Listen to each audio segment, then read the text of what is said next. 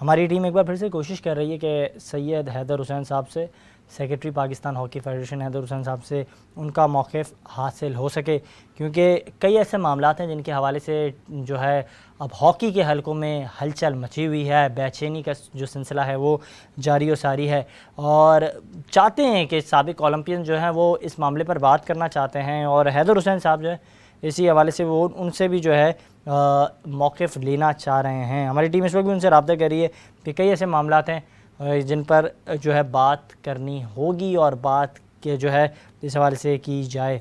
हैदर हुसैन साहब से इस वक्त भी हमारी टीम रब्ता करिए। एक हॉकी जो है पाकिस्तान का वो वाहिद खेल था जिसमें पाकिस्तान ने सबसे ज़्यादा जो है मेडल्स हासिल किए, सबसे ज़्यादा ट्रॉफ़ियाँ हासिल की, कई इनामात पाकिस्तान के नाम रहे। पाकिस्तान की टीम ने ना सिर्फ नाम कमाया, काफ़ी इज़्ज़त कमाई, लेकिन इसके बाद पाकिस्तान का कौमी खेल हॉकी तनाज़ली का शिकार हुआ। ना सिर्फ तनाज़ली का शिकार हुआ और मुसलसल तनाज़ली का कौमी खेल हॉकी को सामना करना पड़ रहा है। मुसलसल इस मामले पर जो है हम देख रहे हैं कि बेचैनी की जो कैफ़ियत है वो बरकरार है, और इस हवाले से जो है चीज़ें सामने आ रही है जिस पर बात की जा सकती है, और इन्हीं हवाले से जो है मामला जो हैं सामने रखे जा रहे हैं। मुसलसल हम देख रहे हैं कि ये मामला जो हैं वो सामने आ रहे हैं और ये तमाम तर चीज़ें होती हुई दिखाई दे रही है। और इसी के साथ साथ अगर बात की जाए कि एक जानिब हम देख रहे हैं, और इसी हवाले से हमें ज्वाइन किया है पाकिस्तान हॉकी फेडरेशन के सेक्रेटरी हैदर हुसैन साहब ने। सर बहुत शुक्रिया कीमती वक्त देने के लिए, वेलकम टू द शो। अस्सलाम वालेकुम सर इसी हवाले से बात कर रहे थे कि कई ऐसे मामलात हैं जिनको आप काफ़ी ज़्यादा शानदार अंदाज से डील करते हुए दिखाई देते हैं, और ना सिर्फ आपको हॉकी के हलकों में सराहा जाता है, जो साबिक ओलंपियन है वो भी आपकी कारकर्दगी को काफ़ी ज़्यादा संभालते हैं। तो ये इस हवाले से मैं आपसे सवाल करना चाहूँगा कि सैयद हैदर हुसैन साहब पर इतनी सारी जिम्मेदारी हैं, उसे वो किस तरीके से डील कर रहे हैं, और अब डील करने की जो सलाहियत है उसमें मज़ीद इजाफा होते हुए दिखाई दे रहा है, तो क्या कहेंगे इस पर? बिल्कुल हम under umbrella Pakistan hockey federation है और ये टीम वर्क है। ये एक बंदे का काम नहीं है। हमारी माशाल्लाह से बहुत अच्छी टीम है। जो हमें लीड कर रहे हैं वो हमारे प्रेसिडेंट ब्रिगेडियर खालिद सज्जाद खोकर हैं, और हमारे साथ जो है माशाल्लाह से नासिर अली, हनीफ खान, करीमुल्लाह, रहीम खान, शकील असाफी, लकी लईक लाचारी, और ये सारे माशा रेहान बट सकलैन माशाल्लाह से ये सब अपने शोबे में। हमारे अभी जो पाकिस्तान टीम के मैनेजर हैं कर्नल उमर साहब, माशाल्लाह से हर कोई अपने शोबे में अपना काम कर रहा है। और देखें, मैं हमेशा ये कहता था कि कतरा कतरा समंदर बनता है, और आज ये वो वक्त है कि हर कोई अपने शोबे में कंट्रीब्यूशन कर रहा है। माशाल्लाह से हर डिस्ट्रिक्ट, हर शोबे में जो जितने भी हैं लोग काम कर रहे हैं। माशाल्लाह से डोमेस्टिक इवेंट्स हमारे हो रहे हैं, इंटरनेशनल इवेंट्स हो रहे हैं। बस एक फुकदान है हमारा कि हमारे फाइनेंशियल इश्यूज होते हैं कि बजट हमारे पास कम होता है और हमारे पास वसाइल कम है और हमारे पास इवेंट ज्यादा है। बिल्कुल आपने वजह फरमाया। जी बिल्कुल वजह आपने फरमाया। मैं इसी हवाले से सवाल भी करना चाह रहा था, लेकिन सर जो चैलेंजेस आपने सामने रखे कि कई ऐसे चैलेंजेस थे जिनका खात्मा हो गया है, लेकिन एक अहम चैलेंज ये है कि किसी भी लीग को खेलने जाते हैं, किसी भी इवेंट के लिए जाते हैं, अजलान शाह हो या फिर इसके बाद 8 नेशन हो, हमने देखा कि पाकिस्तान टीम को फ़ंड्स का जो है सामना करना पड़ रहा था। फ़ंड्स ना होने के बायस उन्हें माशी चैलेंजेस का सामना था। तो ऐसा कोई सिस्टम नहीं है जिसके बाद पाकिस्तान हॉकी फेडरेशन जो है सेल्फ इंडिपेंडेंट हो माशी तौर पर? क्या ऐसा कोई स्ट्रक्चर नहीं है जिसको लेकर आपकी टीम काम कर रही हो? हम देखते हैं जब भी कोई हुकूमत पर जो है निसार करना पड़ता है या फिर जो है इदारों की तरफ, पीएसबी की तरफ देखना पड़ता है, कोई ऐसा जरिया माश नहीं है पाकिस्तान हॉकी फेडरेशन के पास? देखें, जब से एहसानुर रहमान मजारी साहब से हमारे आईपीसी मिनिस्टर हैं और DG sport board Sheikh Khoso sahab आए हैं, तो हमें बहुत ढारस हो गई है। पहले हम ऐसा लगता था कि हम अकेले तन तना खड़े हुए, लेकिन आज Pakistan sport board, IPC ministry साथ खड़ी हुई है, और वो सिर्फ साथ इसलिए खड़ी हुई है कि पाकिस्तान हॉकी सीधी ट्रैक पे जा रही है और पाकिस्तान हॉकी जो टीम है वो परफॉर्मेंस दे रही है। तो हर कोई इदारा ये चाहता है कि अगर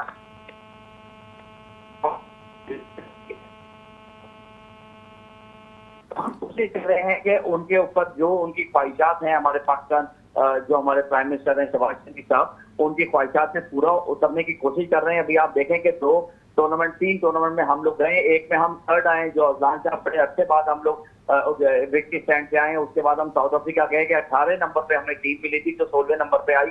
उसके बाद जो है हम एशिया कप पे गए जो हमारा हरीफ है भारत है, जो वर्ल्ड में चौथे नंबर की टीम है, और हम चौथे नंबर की, उसके बावजूद जो परफॉर्मेंस हमारे बच्चों ने दी है, मैं उनको खराज तहसीन पेश करना चाहता हूँ। दूसरा ये कि हमें थोड़ा सा टाइम दरकार है, पाकिस्तान गवर्नमेंट पे भी हम बोझ नहीं बनेंगे, अभी हमें सपोर्ट की जरूरत है और हम सपोर्ट लेते रहेंगे। और बिल्कुल हमें प्राइम मिनिस्टर सपोर्ट कर रहे हैं, हम उनके मतलब शुक्रगुजार भी हैं, लेकिन थोड़ा सा हमें टाइम चाहिए। तो हम इंशाल्लाह ताला खुद ऐसे हम काम कर रहे हैं, इकदाम कर रहे हैं कि हम खुद सेल्फ जनरेट जो है ना फंड करेंगे, जैसे पाकिस्तान क्रिकेट बोर्ड है। अच्छा, ये जो मामला है हैदर साहब, ऐसा नहीं है कि मेरे पास कोई जादू की छड़ी नहीं है कि अरे और एकदम जो है मैं उसको माला माल कर। नहीं, बिल्कुल आप बजा फरमा रहे हैं।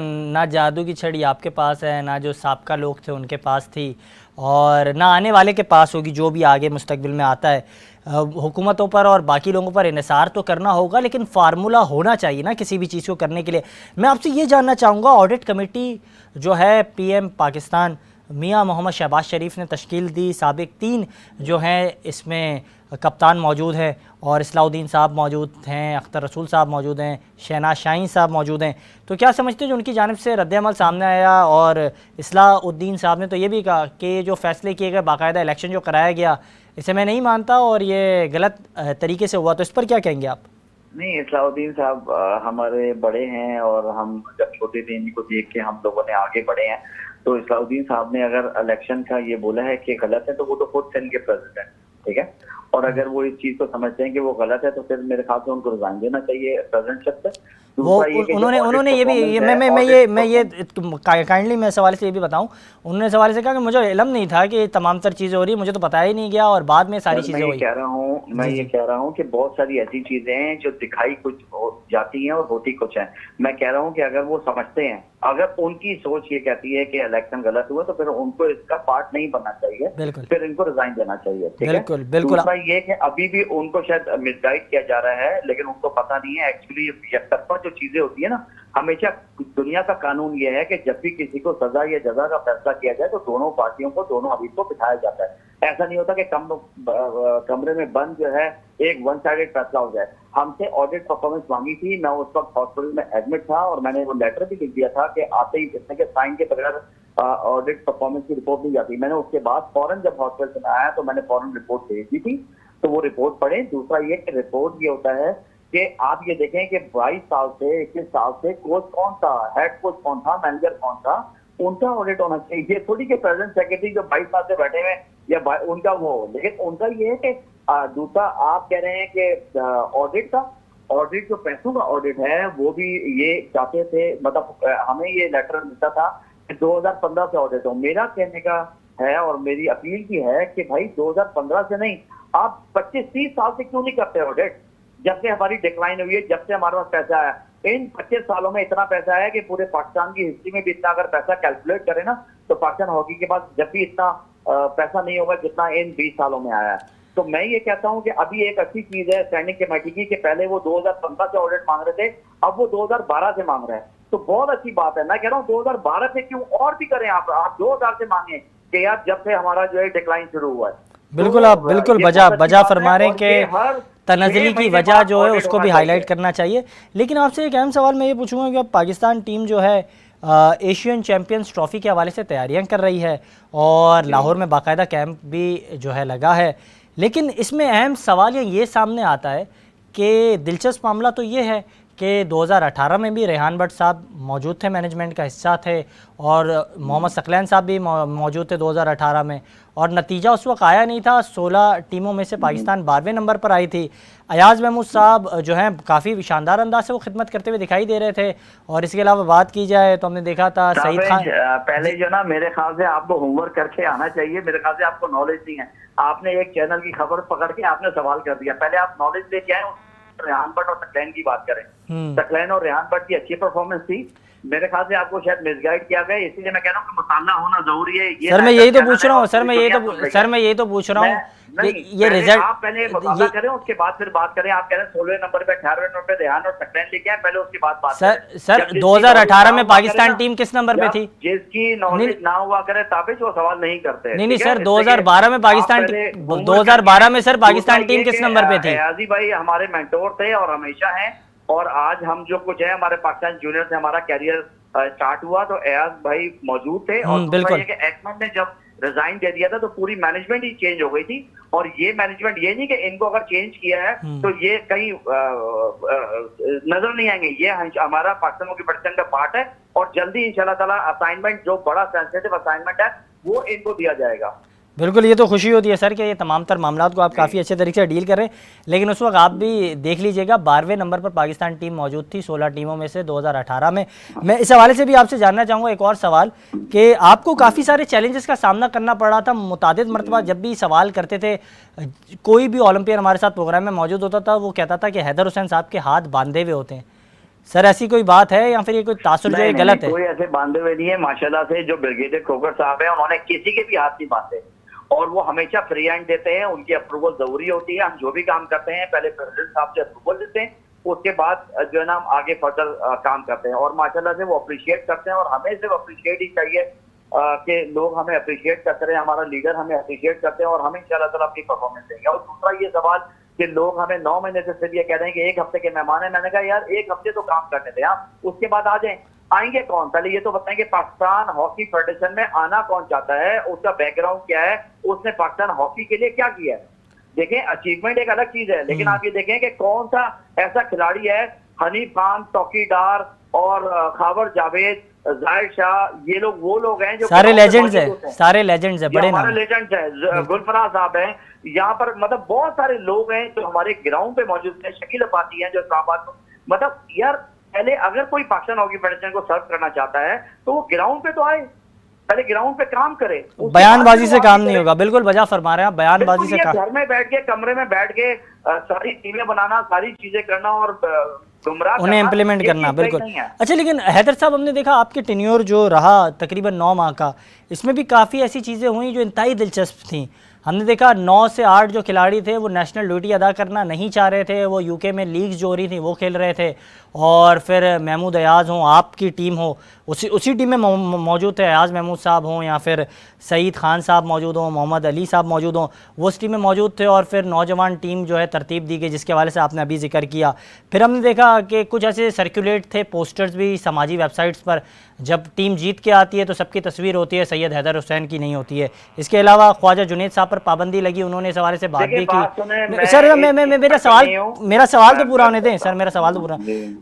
6 सवाल कर लिए एक सवाल में सर, सवाल पूरा होने दे, आखिरी सवाल कर रहा हूँ आपसे। फिर इसके अलावा 12 प्लेयर जब मैदान में उतरते हैं तो ख्वाजा जुनैद साहब कहते हैं ये मेरी गलती नहीं थी, एकमैन कहते हैं ये मेरी गलती नहीं थी।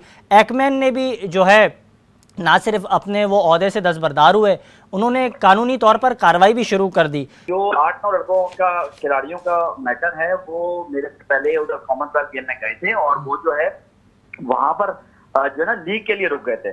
तो वो हमारा जब भी एक एमओयू होता है प्लेयर से कि हमारी प्रायोरिटी होती है कि पाकिस्तान पहले है, ये लीग बाद में है। और दूसरा ये कि अगर किसी पाकिस्तान प्लेयर को, मैं भी 7 साल हॉलैंड में रहा हूँ, तो पाकिस्तान प्लेयर को जब पाकिस्तान से वो खेलता है ना, तो जब उसको लीग दी जाती है, किसी लोकल प्लेयर को लीग नहीं दी जाती। तो पहले ये देखना चाहिए कि अगर पाकिस्तान टीम इन्वेस्ट कर रही है किसी प्लेयर पे तो उसकी प्रायोरिटी जो है, ये हम किसी को भी मना नहीं करते कि जो ना लीग पे ना जाएं, लीग पे जरूर जाएं, लेकिन पहले अगर नेशनल असाइनमेंट है तो वो सबसे पहले प्रायोरिटी होनी चाहिए। अगर अफगान शाह में वो 9 प्लेयर होते तो शायद हम गोल्ड मेडल लेके आ जाते, लेकिन अनफॉर्चुनेटली वो नहीं थे मौजूद। और दूसरा, जहां तक डिसिप्लिन का मामला है, वो हमारे जनरल सूरी साहब हैं जो डिसिप्लिन के चेयरमैन हैं। अगर कोई भी डिसिप्लिन मामला आता है तो वो उसको देखते हैं, और हम ये चाहते हैं कि जो भी कमेटीज बनी हुई हैं उनको पूरा इख्तियार होना चाहिए। तो नहीं, मतलब यही मामला है ना कि आपने जो कहा, बात की और सामने ये मामला रखा कि डिसिप्लिन के मामले को लेकर तो हम काम करेंगे, लेकिन दूसरी जानिब अगर जो खिलाड़ी हैं नहीं आए, जिन्होंने नेशनल ड्यूटी अदा नहीं की, तो उसके खिलाफ क्या कार्रवाई करेगी फेडरेशन? नहीं, मैंने आपको ये बोला है कि इनको जो है ना डिसिप्लिन कमेटी का मामला है, और वो डिसिप्लिन कमेटी के चेयरमैन को लेके हम दर्शकों को लेटर्स भी लिख चुके हैं, लेकिन अभी तक मेरे ख्याल से उनको किसी ने पुरसू नहीं किया।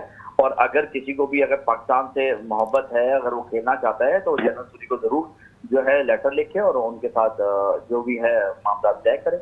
एकमैन के मामले पर आपने बात नहीं की?